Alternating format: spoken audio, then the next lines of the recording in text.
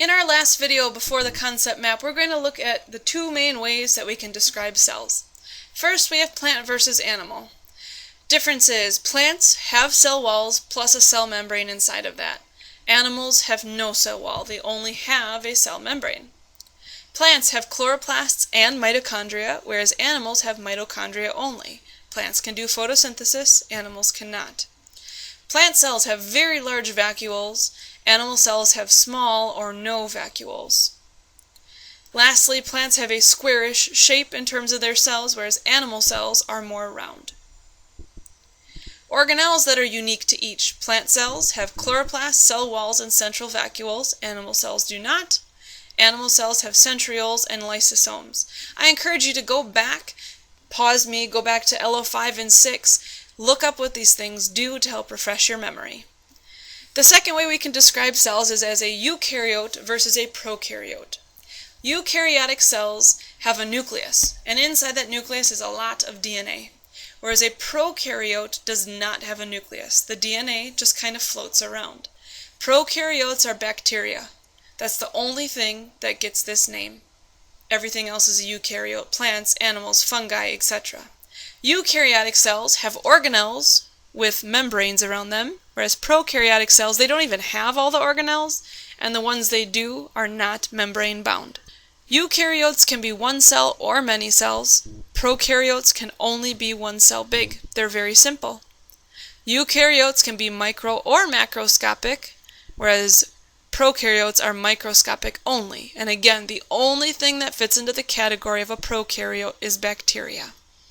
These words will come up all year long, so it's important that you get the basis of them now, and we'll keep working with them as time goes on. Here you can see a difference in the two cells. A prokaryotic cell is actually much tinier than a eukaryotic cell. They have the scale down here. This is a micrometer, which is even tinier than a millimeter. So a prokaryotic cell is not as complex as a eukaryotic cell just by looking at it.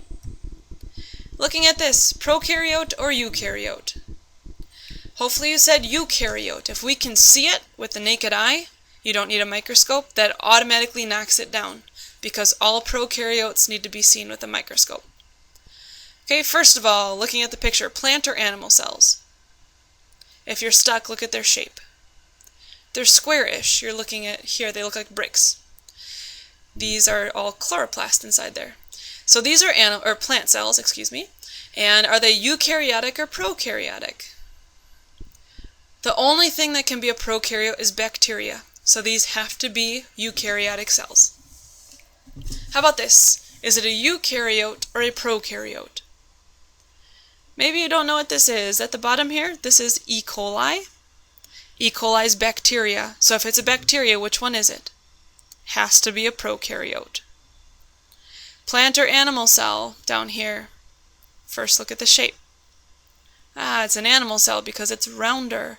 Eukaryote or prokaryote. So even if I didn't ask you if it was plant or animal, you could still figure out the answer to this bottom one, because if you look, we have mitochondria, we have a plasma membrane, we have centrioles. Oop, that gives it away that it's animal too.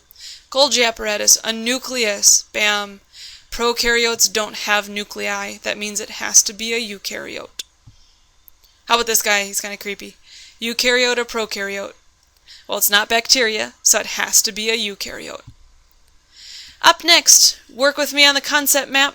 I'm eventually going to stop doing this and you're going to be responsible for making them yourself. But I'll do this one with you, making a concept map for the information in this unit, and then refer to your note packet for what's coming up next.